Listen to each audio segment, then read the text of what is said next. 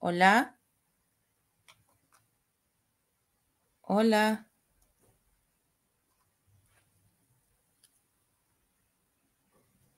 Hola.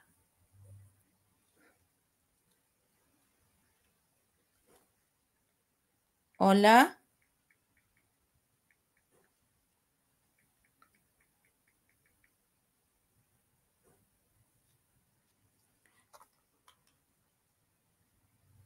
Hola.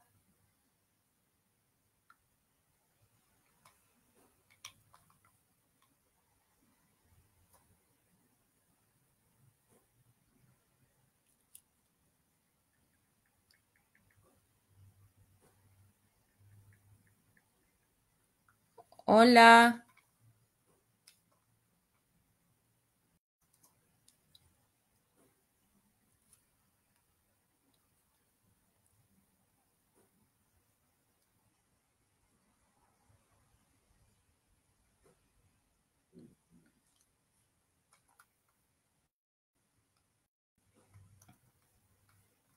Hola.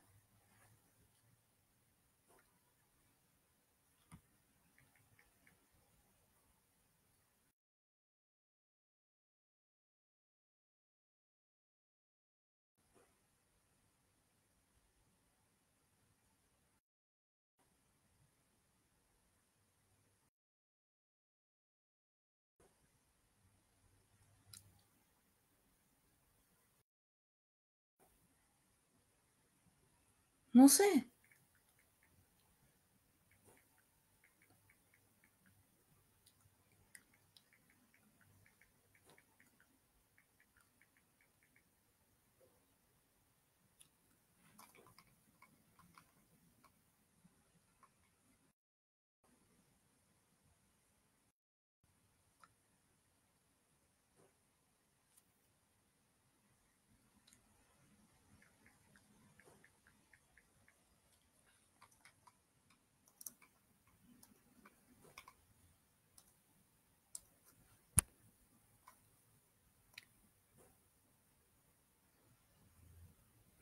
Muy buenas noches con todos. Saludamos cordialmente a las diversas jurisdicciones eclesiásticas del Perú, a los arzobispos y obispos de nuestras provincias eclesiásticas, a los sacerdotes, diáconos, consagrados y consagradas, seminaristas, agentes pastorales y a todos los fieles que nos siguen desde sus parroquias y comunidades. Bienvenidos a esta Semana de la Santidad, Perú Tierra Ensantada, que la Conferencia Episcopal Peruana ofrece con alegría. Invitamos ahora a Monseñor Carlos García Camader, presidente de la Conferencia Episcopal Peruana, para las palabras inaugurales de esta semana de reflexión y esperanza cristiana.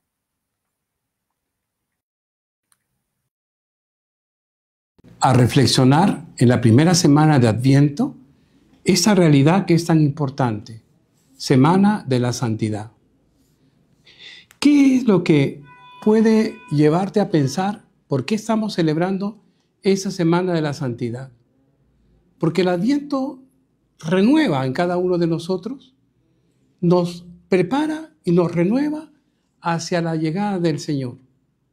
Y con ello, que es muy importante, todo lo que significa la llegada de Jesús en María, en José y en Belén, para un pueblo que esperaba la llegada de un Mesías. Qué importante que también tú y yo esperamos al Señor, pero ya no como Mesías, porque Él ya nos salvó y nos redimió, sino triunfante. Y eso implica estar lleno de ilusiones, lleno de alegría, lleno de esperanza, lleno de un deseo profundo de comunicar a Cristo. Por eso, Semana de la Santidad nos renueva a todos en aquello que dijo el Papa Francisco: el Perú es una tierra ensantada. Para que en medio de tantas dificultades, de tantos atropellos, de tanta corrupción y de tantas situaciones que nos dejan a nosotros quizás tristes o desanimados o a veces con miedos escondidos y que no nos dejan avanzar, te presento el reto de estos santos que en el Perú han brillado y han animado y han acompañado a su pueblo constantemente con el ejemplo de su vida. Santo Toribio, que el próximo año, en el 2026, estaremos celebrando los 300 años de su canonización. Un santo que por su caminar podemos mirar en muchos libros a Santo Toribio de Mogrovejo y sus visitas a lo largo y ancho de todo el Perú. Mirar cómo este santo, que siendo arzobispo de Lima, va a recorrer toda su diócesis en todas sus dimensiones y va a predicar a Cristo, va a llevar el Evangelio, va a preocuparse por el catecismo, va a preocuparse por la lengua de la gente, va a preocuparse por cada persona como si fueran únicas en este mundo. Ser santo no es hacer un montón de cosas, sino es llenarse de Dios para contagiar a Dios a cada una de las personas que nos rodean. Eso encontramos en Santo Toribio, eso encontramos en San Martín de Porres, eso encontramos en San Juan Macías. Y por qué no decir en la flor de América, Santa Rosa de Lima. Esa Rosa de Lima que nos enseña con su oración, su súplica, su ejemplo, y cuanto más en su entrega y cuidado por los enfermos y por los más pobres, que la vida con Dios no es un olvidarse del mundo, sino es entregarse en el mundo con alegría y santidad. El ejercicio de la santidad es crecer en virtudes y no en vicios. Es decir, en una lucha diaria de conversión y quitar de nosotros todo lo que no alegra a Dios e ir poniendo lo que alegra a Dios y llevar una vida sencilla, humilde, trabajadora y entregada, respetuosa y veraz, capaz de ser capaz que en nuestra propia vida, viviendo el Evangelio, podamos ser capaces de contagiar a los demás de ese seguimiento a Cristo. Cristo viene en la Navidad y renovamos una vez más en el pesebre nuestro amor al niño de Belén. Pero también qué mejor que a los pies de Él renovemos nuestro llamado a ser santos, como Toribio, como Martín, como San Juan Macías, como Francisco Solano, como Rosa de Lima. Que Dios nos bendiga a todos y que en esta semana de la santidad aprendamos en sus vidas lo que cada uno tiene que aprender de su vida para cómo agradar a Dios en su caminar. Gracias, Monseñor. Iniciamos este camino espiritual recordando que el Perú es tierra fecunda en santos y testigos de la fe. Que estos días nos ayuden a redescubrir nuestra vocación a la santidad y a dejarnos acompañar por quienes vivieron plenamente el Evangelio. En esta primera jornada tenemos la alegría de recibir al Padre Ernesto Rojas, quien nos presentará la ponencia titulada La Santidad en el Perú. El Padre Ernesto es reconocido por su servicio pastoral y sus investigaciones sobre historia de la Iglesia en el Perú. Es sacerdote diocesano de la Arquidiócesis de Lima, doctor en la especialidad de Historia de la Iglesia en la Universidad de Navarra, igualmente licenciado en Historia de la Iglesia y bachiller de Teología de la Facultad de Teología Pontificia y Civil de Lima, profesor de la Pontificia Universidad Católica del Perú de la Facultad de Teología Pontificia y Civil de Lima y del ICET Juan 23. Pastoralmente, ha colaborado en diversas comunidades en la Arquidiócesis de Lima. Vamos a darle una cordial y calurosa bienvenida al Padre Ernesto, quien en estos momentos se está conectando para podernos dar esta importantísima charla.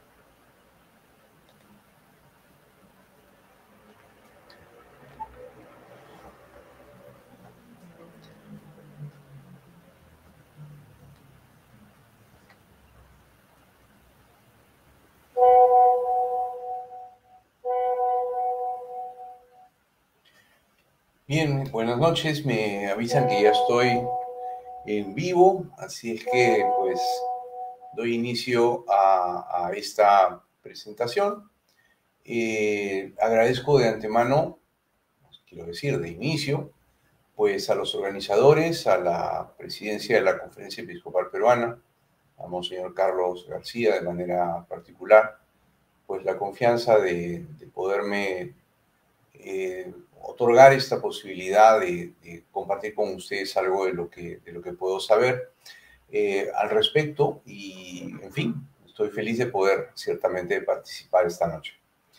He llamado a esta primera conferencia de la serie denominada Perú, pues Tierra Ensantada, pues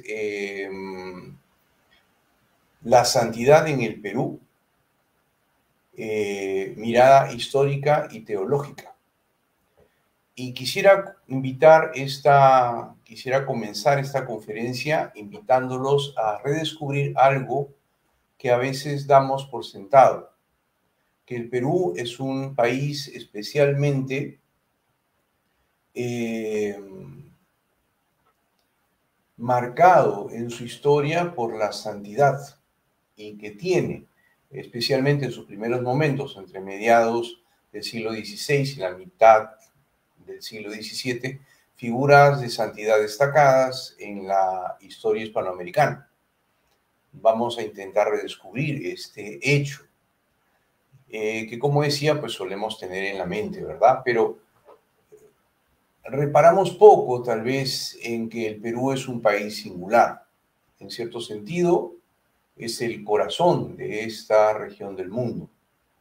Una civilización original, la civilización andina, y es también el corazón de su irradiación en el espacio del Pacífico sudamericano, ¿no? A norte y sur, integrando como una sola cosa, en continuidad, pues la sierra con la costa.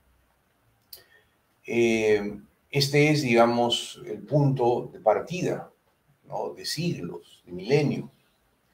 Y luego, producida ya la asimilación, o sea, su asimilación a la civilización cristiana occidental, la que existía a inicios de la llamada Edad Moderna, con su propio nombre, el Perú, pues él fue centro y foco de esta nueva realidad, incorporada a la Iglesia Universal Católica, con sus acentos y camino propio. Otra cosa que quisiera subrayar desde el inicio es que la santidad es una nota que pertenece a toda la Iglesia en cuanto tal. Así, con esta expresión, nota, es un concepto, la señala la teología, la doctrina católica sobre la Iglesia. Ella es santa en cuanto es el cuerpo de Cristo en la historia del mundo, y sus miembros estamos llamados a realizar esa santidad en nuestra propia existencia personal, como efecto de la santidad de nuestra cabeza, que es Cristo mismo. Por supuesto, no todos llegamos a ser santos, pero en alguna medida o no, sí. Entonces resulta que la santidad tiene una dimensión personal, individual, pero no es un fenómeno privado, sino que tiene también una dimensión social, comunitaria.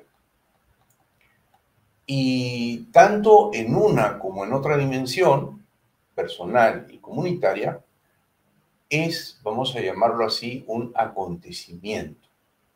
Es un acontecimiento en la historia, con la virtualidad intrínseca de transformar la vida social, cultural y espiritual de un pueblo.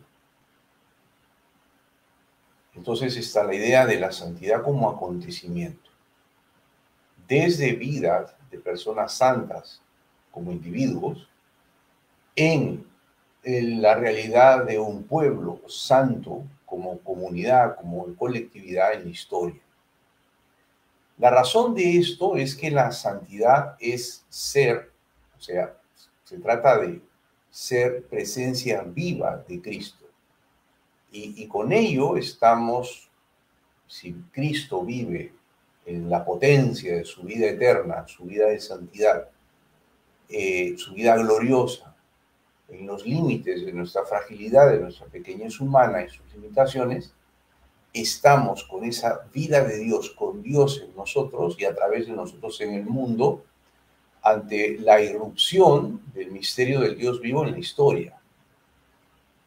En una historia personal, en historias personales, y desde esas historias personales, en la historia de la comunidad, la iglesia, y entonces en la historia del mundo. ¿Ya? Por eso, acercarnos hoy a la santidad en el Perú no es un ejercicio arqueológico en el sentido de exploración de algo muerto, irremediablemente pasado, ni tampoco es una mera revisión de biografías de personas, de figuras santas. Es una oportunidad de volver a mirar el nacimiento mismo del Perú como nación, con sus diversidades, entender los dinamismos espirituales que lo formaron y preguntarnos qué nos dicen hoy esas figuras cuya memoria permanece viva. Santa Rosa, San Martín, Santo Toribio, incluso más allá de los límites confesionales, de cara a una historia común como país que tenemos pendiente todavía el construir. Dicho esto como introducción, paso ahora a decir algo sobre el contexto histórico del Perú de los Santos. ¿Ya? Para comprender la santidad en los inicios del Perú, necesitamos primero acercarnos a su proceso histórico. A ver, la historia y vida, la vida, es un proceso constituido de diversos procesos, digamos secundarios, cuyos elementos necesitamos identificar. Algunos al menos, para entender cómo así sucedió esto o aquello en el proceso continuo, ¿no es cierto?, de la historia. O sea, dentro de la historia hay procesos en los que esta historia, en sentido más amplio, se realiza, sucede.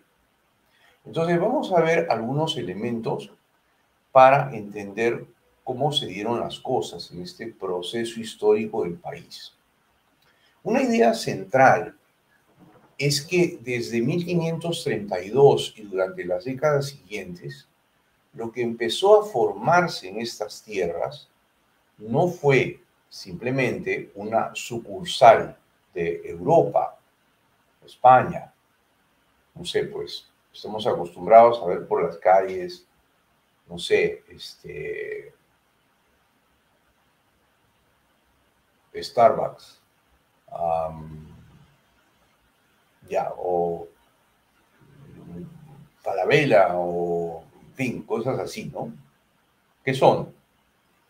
Son copias exactas de modelos de negocio y realidades, ¿no? Una empresa concreta, no sé si me estoy expresando bien, pero creo que se entiende, que ya están hechas y que existen como tales desde un punto, en un punto, pero que luego llegan al mundo en el tiempo y van estableciéndose pues en contextos muy diferentes. Podemos encontrar estas cosas acá en Lima, podemos encontrarlas en el Cusco, podemos encontrarlas en, no sé, pues en México, podemos encontrarlas en Canadá, podemos donde quiera que vayamos. Y son igualitas.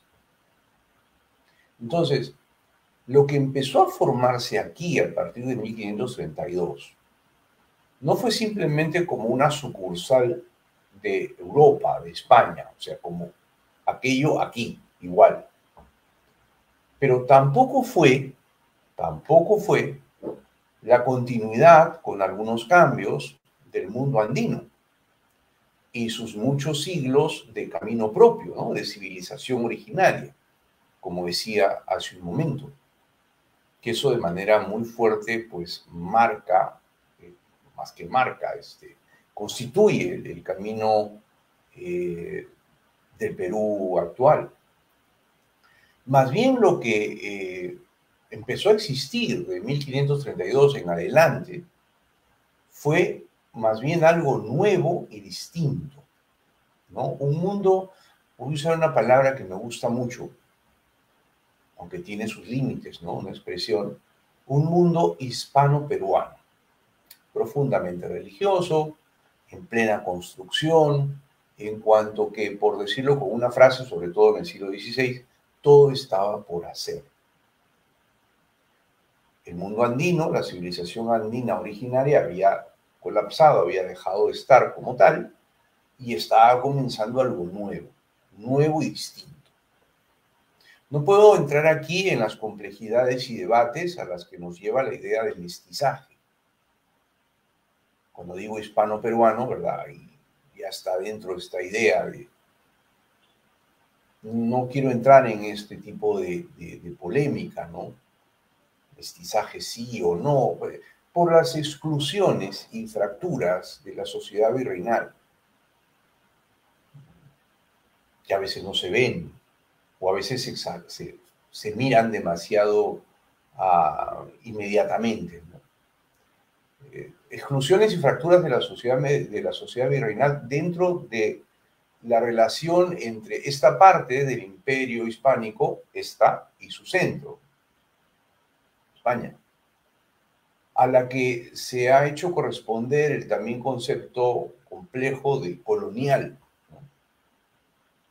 Entonces, no entremos en estas cuestiones.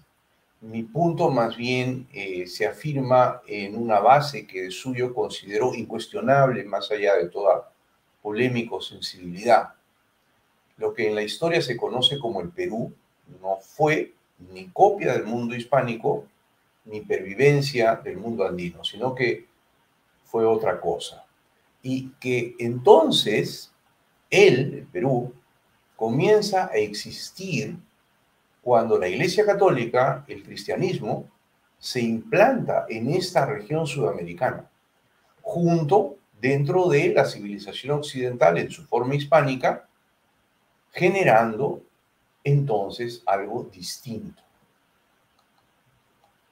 Ahora bien, este mundo hispano-peruano, para volver a usar la palabra, de inicios de la Edad Moderna hasta inicios del siglo XIX, en que nos constituimos como república, rompiendo el vínculo colonial, y entonces, cuando pasa esto, la identidad que hasta entonces tuvimos pasó por diversos procesos de estructuración, de institucionalización política, administrativa, social, cultural y por supuesto también religiosa. Pero lo que existía y existió hasta el siglo XVII fue lo que se denomina, otra vez con una categoría histórica compleja, la cristiandad.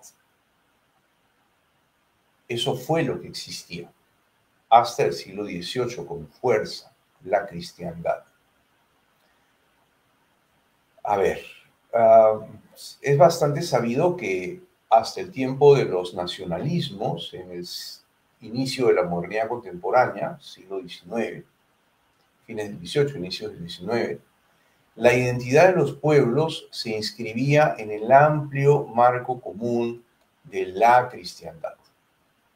Y entonces, aunque a miles de kilómetros de distancia y con diferencias lingüísticas y culturales notorias, los pueblos se experimentaban como parte de un todo muy amplio, genéricamente bajo el emperador o el rey y el papa, donde la vida social, política e institucional y cultural se configuraba en cierta medida real por el cristianismo. Me gusta añadir que en aquellos siglos de cristiandad no existía la alteridad. Alteridad significa diferencia, ser ante uno que es distinto. No existía la alteridad entre religión y sociedad. entre la Iglesia y lo que podía ser el Estado. Y cuando en esa época la vida individual y social de las instituciones, de las personas, estaba entonces impregnada de religión, ¿no? De catolicismo en nuestro caso. Así era el mundo de la cristiandad. Dentro de este imperio hispánico, que en la cristiandad, en la civilización occidental, pues llegó a nosotros, llegó a esta parte del mundo para generar algo que ha venido a ser el Perú, que subrayo, no es lo que había antes, como era antes, pero tampoco una copia, ¿verdad? Como si fuera una sucursal de lo hispánico estrictamente hablando, en el sentido de ibérico, sino ya es un mundo con unos rasgos, unos procesos particulares que se dan aquí, de manera especial, generándose en el siglo XVI y el XVII. ¿Ya?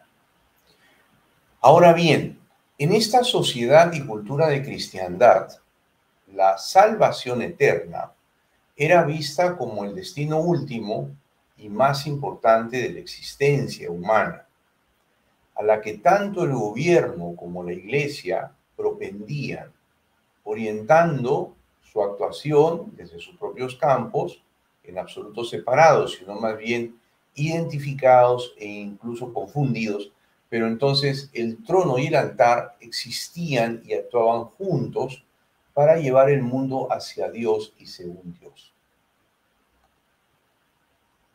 Así era la idea de la vida, la idea de la naturaleza y sentido del poder público, por supuesto también del espiritual, de la iglesia. La vida cotidiana, para añadir otro elemento, era dura y limitada. Enfermedades frecuentes, condiciones materiales austeras, inestabilidad vital dentro de un orden aparentemente inmutable. En ese entonces la libertad era libertad para decir sí a Dios y al bien, y entonces asimismo a la autoridad que lo representaba, al orden. Es así que la santidad no era algo extraño ni insólito, sino más bien era un ideal asumido culturalmente. La gente se sabía en camino hacia el cielo y la santidad, por tanto, era un ideal a realizar, pero cada uno en su sitio, por supuesto. Para la mayoría, la santidad alcanzable no era otra cosa que simplemente salvar el alma. No se suponía ni suponían que irían mucho más lejos. Para una élite, en especial los integrantes de las órdenes religiosas o congregaciones, y para los mejores de la sociedad, era más bien una posibilidad, sí, más realizable en el horizonte de la vida. Pero todos tenían este horizonte de la santidad delante de los ojos. Entonces, desde este punto de vista, puede entenderse que comenzó a darse en el Perú del siglo XVI y del XVII, en toda su diversidad, una verdadera cultura de santidad, propia de la cultura barroca que configuraba a todo Occidente en aquellos siglos. Y entonces un sentido militante de la vida cristiana, en lucha contra los enemigos de la fe y la santidad. Enemigos de la fe y de la santidad. La herejía y el pecado. Así como también, pues, en esta cultura de santidad había una viva conciencia del drama moral humano, que era en el fondo un drama espiritual. O sea, no era simplemente me porto bien o me porto mal, sino que dentro de esta doble posibilidad dramática, ser bueno, ser malo, está la lucha intrahistórica entre el bien y el mal, entre Dios y sus enemigos, de la que uno inevitablemente era parte. ¿Ok? Entonces fue en esta cultura de la santidad en la que florecieron y se forjaron los santos peruanos.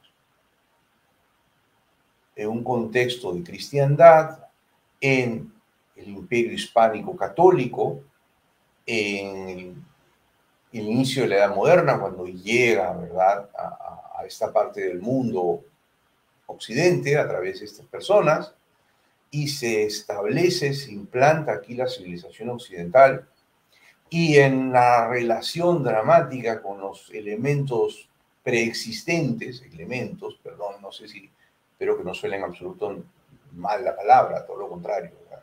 Toda la realidad potente de la civilización andina, pues en esta dinámica, ¿verdad?, dramática es que se va a generar esta realidad nueva que será el Perú. Y será pues cristiano, católico, ¿no? Por todo esto mismo que estoy explicando. Ahora, el Perú de los Santos de esta época no fue pues un tiempo que debamos romantizar, ¿no? Idealizándolo. Se enfrentaban graves desafíos y existían graves problemas sociales y humanos, y por supuesto también eclesiales. A ver, las primeras décadas de la conquista, las primeras décadas después, estuvieron marcadas por la violencia y los abusos, la muerte y el caos. Vamos a comenzar por lo último, por el caos. Esto marcó las primeras décadas. El mundo andino fue destruido como mundo. Y la población indígena de los largos primeros tiempos del Nuevo Mundo tuvo que pasar por el drama del fin del suyo. O sea, la población indígena vivió el drama del fin de su propio mundo cuando aparecía y se construía uno nuevo. Como se ha descrito en los estudios históricos, la desestructuración de la realidad económico-productiva, de las instituciones y dinámicas sociales, de la cultura y la religión prehispánicas fue casi total. La sensación de caos apocalíptico, de catástrofe general y radical, dañó profundamente las vidas y las mentes de aquella gente. Por supuesto, la muerte fue un fenómeno aterradoramente frecuente y dramático. El colapso demográfico de los pueblos amerindios alcanzó proporciones para nosotros inimaginables, sobre todo por las enfermedades y por el hambre. Pero también, este es el tercer elemento, fueron décadas de mucha violencia y graves abusos. Y esto sí fue, digamos, intencional. Las luchas por el control del enorme territorio por parte ya no de decenas o centenares, sino pronto de miles de españoles, en el caos del derrumbe del Tahuantinsuyo hasta 1570. También las llamadas guerras civiles entre los conquistadores y la corona hasta 1550 agravaron la violencia y el sufrimiento de la población. Pero sobre todo, los abusos que sufrió la población indígena de manos de los cristianos que les habían traído la fe y les hablaban de salvación. Esos abusos son innegables. Muchos eclesiásticos en la costa y en los Andes, incluidos los mismísimos arzobispos Loaiza y Mogrovejo, denunciaron y dejaron testimonio de esta violencia cotidiana, normalizada, contra los pobres indios de la época. Al punto que el mayor obstáculo para la cristianización, hoy diríamos evangelización, fue el antitestimonio, la incoherencia entre la fe predicada y las acciones de los que se decían cristianos. Es cierto que la población andina se convirtió masivamente, sí, como también lo hizo, por ejemplo, la población en las inmensas regiones del mundo antiguo, al final del Imperio Romano, a partir del siglo IV. La población también se convirtió masivamente, digamos, en la Europa del Norte o en Europa Oriental en los orígenes de la Edad Media. También se convirtió aquí masivamente en el siglo XVI. La élite indígena, los curacas y sus linajes tradicionales, fueron asimilados a la civilización cristiana y, por supuesto, ellos mismos se bautizaron e hicieron que se bautice su gente, pero ¿cuán cristianos eran? ¿Cómo podemos entender honestamente esa conversión? El arzobispo Mogrovejo, Santo Toribio de Mogrovejo, tenía en todo caso, en la última parte del siglo XVI, cuando llega, el desafío pastoral muy claro ante sus ojos y su corazón de pastor. Como obispo en la línea querida por el Concilio de Trento. Y entonces, ya producida una cierta, dándose una cierta estabilidad en el espacio andino costeño del Virreinato del Perú en la década del 80 del siglo XVI y en adelante, su tiempo de ministerio episcopal, Santo Toribio lo va a dedicar especialmente a dos cosas, me parece a mí. Uno, avanzar en la institucionalización de la Iglesia y la consolidación de sus estructuras diocesanas y pastorales.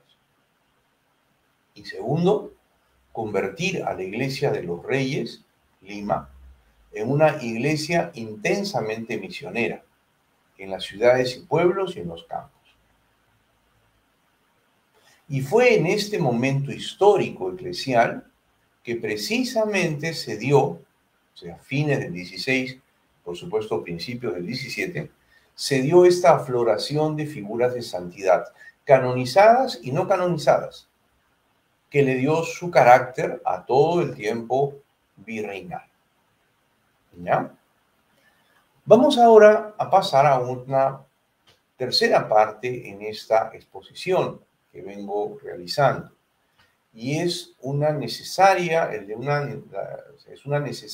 comprensión teológica de la santidad.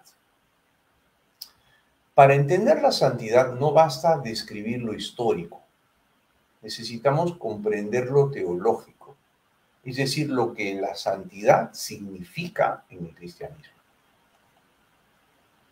La teología afirma que la santidad no es principalmente perfección ética, sino participación en la vida misma de Dios. Según San Pablo, el santo es aquel en quien vive Cristo. Es su vida en la nuestra. El Concilio Vaticano II describe la santidad como la perfección de la caridad. Entonces es fruto de la unión profunda con Cristo por el Espíritu Santo. Desde este punto de partida sobre qué es la santidad, que no es simplemente portarse bien, como es evidente, vamos a decir tres cosas. Primero, el santo o santa es una persona profundamente humana. ¿Ya? No es alguien que se aleja del mundo, en el sentido de que se desentiende, sino más bien alguien que lo vive desde una unidad interior que proviene de Cristo. El santo ve todo desde una medida única, Jesús. Y su vida tiene coherencia, dirección e intensidad porque, segundo punto, el santo ama a Cristo, no la perfección. Dice el Señor en una parte de su predicación, sean perfectos como el Padre Celestial es perfecto. Sí, eso dice. Pero el santo no se hace santo porque ama la perfección, sino porque ama a Cristo. El santo, y aquí sigo a un autor del siglo XX que estimo mucho, el siervo de Dios Luigi Giussani, el santo no persigue la fuerza de voluntad, crecer en fuerza de voluntad, ni tampoco realizar un ideal autoimpuesto, o peor aún, impuesto desde afuera, ¿no? Heterónomamente, como diría la teología moral. El santo desea a Cristo. Y es este amor el que genera transformación, libertad y alegría en él. Porque la santidad es en su origen la realidad producida por un encuentro con Dios que se perpetúa en la vida cotidiana hasta el fin. Y entonces no deja de dar frutos. ¿Ya? Permanezcan en mí, dice el Señor. Entonces la santidad, tercer elemento, es también comunión. Uno se comunica, se santifica por la unión con Cristo, pero hay otra dimensión de la comunión, no solo es con el Señor. Nadie se santifica solo. La santidad nace, crece y fructifica desde Dios, pero en un pueblo, en la iglesia. Y a su vez los santos edifican al pueblo. La devoción popular, algo tan característico del Perú, no es folclore, sino reconocimiento de la presencia de Cristo en la historia. Bueno, lo dejo allí. Y paso al cuarto punto de esta exposición, que es la santidad como fenómeno histórico y teológico en el Perú. Es decir, podemos afirmar desde lo anterior que la santidad en el Perú virreinal fue, un fenómeno histórico. Los santos transformaron su tiempo. Santo Toribio enfrentó abusos y corrupción y puso a la iglesia en una capacidad de misión, especialmente al clero, que antes no tenía, siendo él mismo el primer misionero. San Martín de Porres dignificó a los esclavos, enfermos y marginados. No es que no tuvieran dignidad, es que la potencia de la caridad en el santo de su vida realiza en el trato con los demás, con ellos, la santidad que de suyo ellos tienen, pero la hace visible en la sociedad de su tiempo. Santa Rosa de Lima generó identidad peruana, por ejemplo, devoción e inspiración incluso continental. La santidad entonces tuvo efectos sociales, culturales, hasta políticos. Pero además la santidad virreinal es un fenómeno teológico, además histórico. Fue la manifestación, porque eso es la santidad, de la gracia de Dios en la historia. La santidad mostró que Dios estaba realmente presente, que actuaba en personas concretas y que transformaba la vida cotidiana de un pueblo. Y esa santidad virreinal no es simplemente algo en la historia, sino, no pertenece solo al pasado, es una llamada actual, porque en la comunión de los santos es una corriente de vida, digamos, que recorre el tiempo. El Perú sigue necesitando reconciliación, justicia, ternura, espiritualidad, esperanza, y la memoria de los santos sigue siendo fuente de identidad y de desafío. Finalmente, a modo de conclusión, diré lo siguiente: el Perú es tierra de santos, sí, porque en un momento fundante de su historia, Cristo se hizo visiblemente presente en personas concretas que vivieron el Evangelio en medio de tensiones, conflictos, pero también esperanzas. La santidad de Santa Rosa, Santo Toribio, San Martín, San Francisco, San Juan, Macías y tantos otros no fue un adorno piadoso en la historia del Perú para hacer estampitas. Fue un principio formador. una fuerza moral y espiritual que ayudó a dar forma al país que somos. Entonces, hoy recordar a los santos del Perú no puede ser nostalgia, es un llamado a reconocer que Dios sigue obrando en nuestra historia. En aquel entonces, en el contexto y con los retos de aquel mundo, hoy en los nuestros, es un llamado a reconocer que Dios sigue actuando para dejarnos transformar por Él y a continuar entonces el camino que estos grandes hombres y mujeres abrieron para nosotros. Con eso termino y muchas gracias.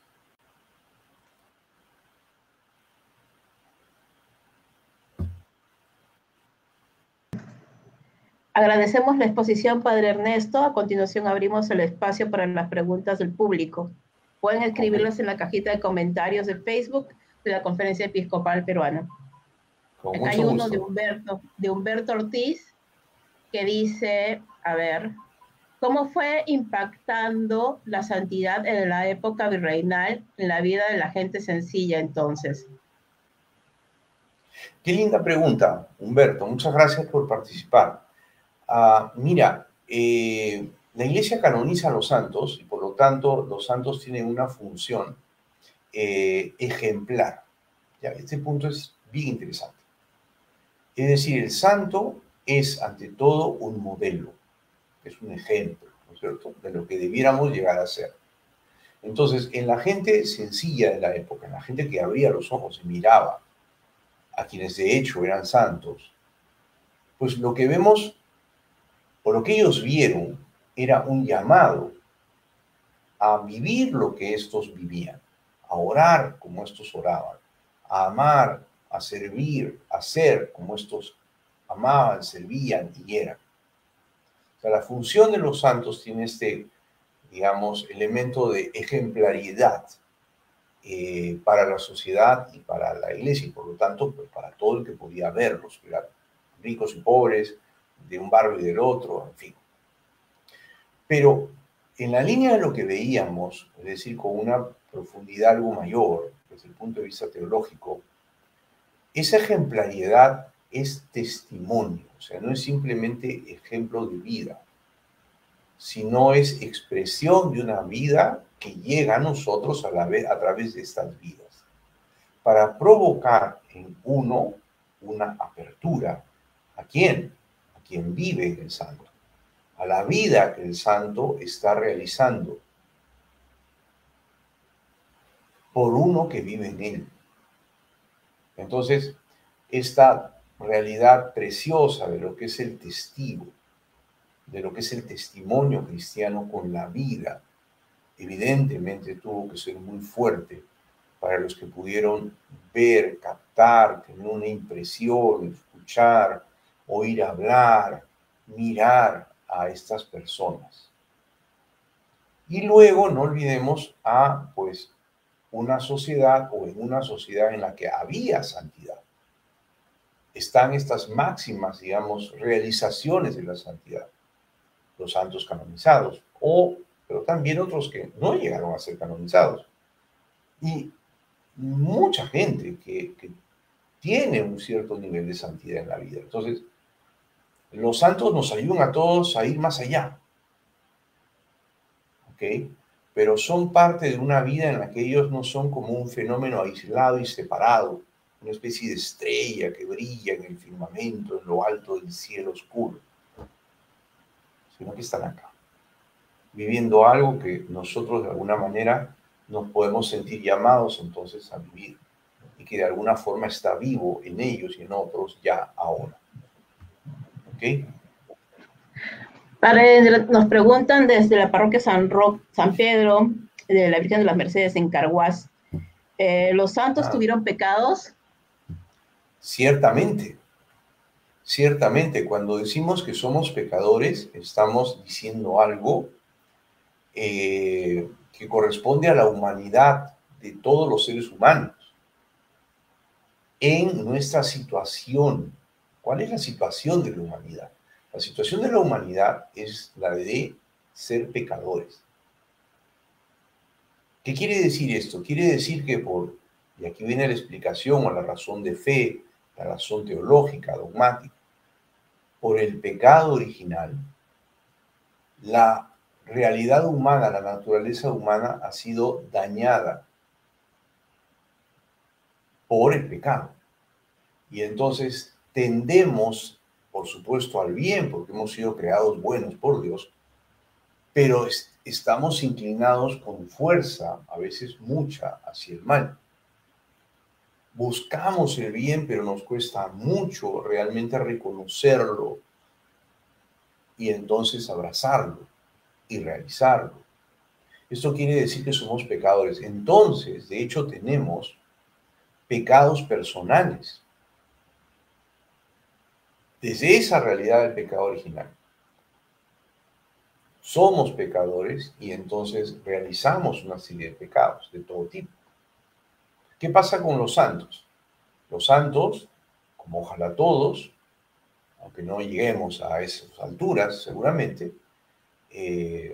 los santos conocen a Dios, conocen a Cristo, comienzan a quererlo, se van uniendo a Él en la vida cristiana, va creciendo entonces la gracia de Dios en sus vidas, en su corazón, en su cabeza, en su existencia, y van cambiando.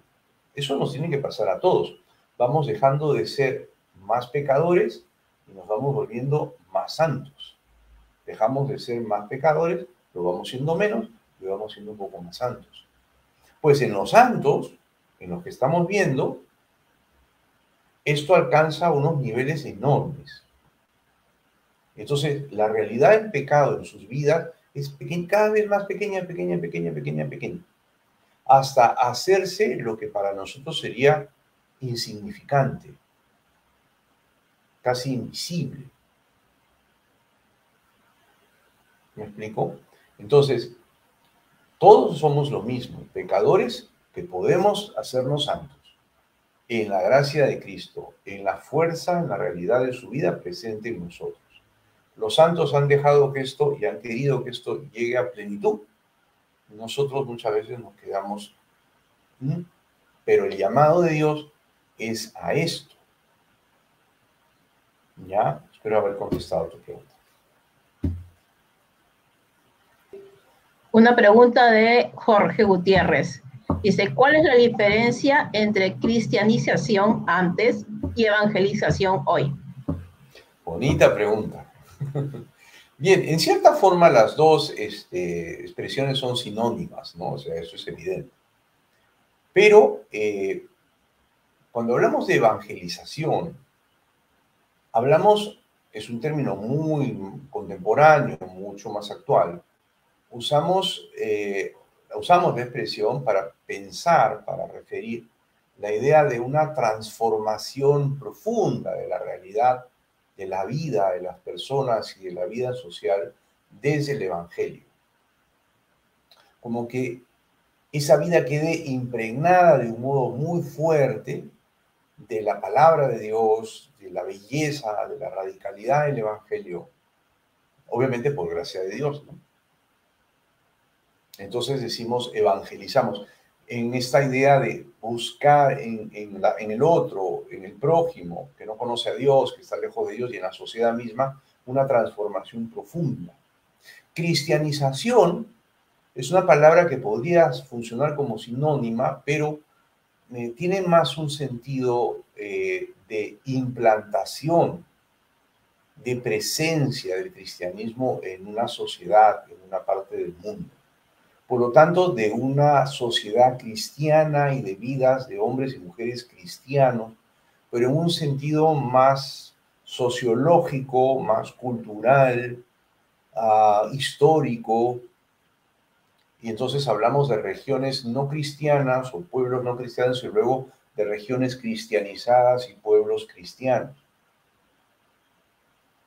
Pero la palabra evangelización alude a una dimensión más profunda de esta realidad. ¿Ya? Entonces podríamos decir cristianizar es establecer la iglesia, cristianizar es convertir en cristiana una tierra que no lo era, que era pagana, como era nuestro caso. traer a Cristo, pero que la realidad se convierta verdaderamente en algo distinto según Cristo, según su evangelio, eso sería la evangelización. Más o menos este es el comentario que me viene a la cabeza desde tu pregunta, te lo agradezco. Bien, padre, tenemos acá, bueno, nos han llegado varios comentarios y preguntas que nos encantaría terminarlas de leer todas, pero se nos alargaría bastante la noche, así que vamos por dos más y, Okay. y pasamos a su bendición, padre. Y acá Okay. Manuel nos está escribiendo y nos dice, padre, hablaste de los santos de los siglos XVI y XVII, en nuestra actualidad no se habla mucho o casi nada de los santos peruanos.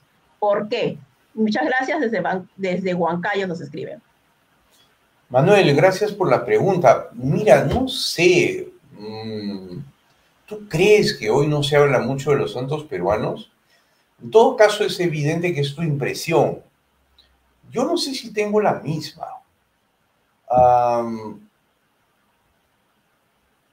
Aunque tal vez sí tienes razón, ahora que lo pienso. A ver, llegó a mis manos hace un par de días un libro pequeñito del año 59, creo, me parece, sobre Fray Martín de Porres, antes de su canonización, ¿ya? Unos pocos años antes. Y el librito tenía una serie de anécdotas, un libro sencillo, pero bonito, un montón de anécdotas de San Martín de Porres. Entonces, es un ejemplo de cómo en los años 50, en la sociedad peruana, se producía, se publicaba, se hacían cosas para presentar, representar, hacer presente, poner ante las personas, pues la figura de San Martín de Porres, la de Santa Rosa, que está canonizada mucho antes, las de los otros santos que es en camino de canonización, como San Juan Macías, ¿no? O la figura de Santo Toribio de Mogrovejo, siempre de vez en cuando, ¿verdad? Una vez al año, por lo menos por abril, siempre empieza a aparecer. Pero esto, digamos, como parte de un esfuerzo más o menos espontáneo dentro de la misma gente de la iglesia, los católicos de la época, por difundir, hacer presente la santidad de nuestros santos. Sí, tal vez antes era más fuerte esto y hoy tal vez es menos. Y se me ocurre que hay un elemento. Primero, que la sociedad de hoy no es la de 1950 o 60. La sociedad de hoy está mucho menos interesada, está mucho más desconectada de todo esto que estamos hablando hoy en esta reunión, en esta conferencia. Estamos ante una sociedad con una cultura muy secularizada, es decir, donde lo religioso y la importancia de lo religioso en el horizonte de la vida y de la mentalidad sobre la vida, pues ha retrocedido mucho, ha disminuido mucho. Entonces, ¿quién escribe hoy? ¿Quién difunde hoy? ¿Quién es entusiasta para presentar a Santo Toribio, a San Martín, a Santa Rosa o a otras figuras de santidad que no están todavía canonizadas, pero podrían estarlo, como Nicolás Ayón, otro como el padre Francisco del Castillo, la Beata Ana de los Ángeles en Arequipa? ¿Quién hace eso ahora con fuerza? Tal vez no lo vemos porque es que el contexto no es receptivo. Tal vez tendríamos que dejarlo menos a la espontaneidad y promover de una manera más activa una propuesta pastoral en la que la santidad aparezca con fuerza, como lo que hemos estado reflexionando, ¿no? Es un llamado para hoy. La santidad del siglo XVI, XVII es un llamado para hoy, porque Dios sigue estando allí. Pero claro, nuestro contexto cultural es otro. Y tenemos que ser conscientes de eso para precisamente actuar de un modo no espontáneo, sino reflexionado y encaminado en esa dirección que podemos querer ir. ¿Ya? Bien, nuestra última pregunta de hoy día. Isa García nos pregunta, ¿han habido santos casados o con familia? Claro que sí. Claro que sí. Para comenzar, la Sagrada Familia. No, San José y Santa María Virgen. Claro que sí. Siempre ha habido, siempre ha habido. Pero históricamente ha, digamos, destacado mucho por las características excepcionales de sus vidas, muchas veces, pues la santidad en personas, hombres o mujeres que llamamos consagrados, ¿no es cierto? Los curas, las monjas, más o menos, ¿no? Los monjes, los frailes, y entonces la santidad de ellos, estas personas como distintas a los demás, el universo amplio de laicos, casados y con hijos y en vida familiar, estas figuras excepcionales han llamado mucho la atención y parece que la santidad pues se reduce a ellos. Pero por supuesto que la santidad laical y la santidad en la vida familiar es una realidad y hay santos canonizados, casados, ¿no? Recientemente ha pasado varias veces y esto es muy bonito de ver, ¿no? Ciertamente que sí, ¿ya? Muy bien. Ya les digo, los primeros son la Virgen y San José, así que a partir de ahí, por supuesto que entenderemos que es posible. ¿Ya? Claro que sí, tenemos un ejemplazo con ellos. Bien, llegamos al primer día, al final de la jornada del primer día de hoy. Agradecemos al Padre Ernesto Rojas y a todos ustedes por su participación y a las preguntas que nos han dejado en la cajita de comentarios. Los esperamos mañana para continuar esta semana de santidad. Muy buenas noches con todos. Gracias, Padre Ernesto. Muchas gracias también. Adiós, Dios nos bendiga. Gracias. Hasta luego. Hasta luego.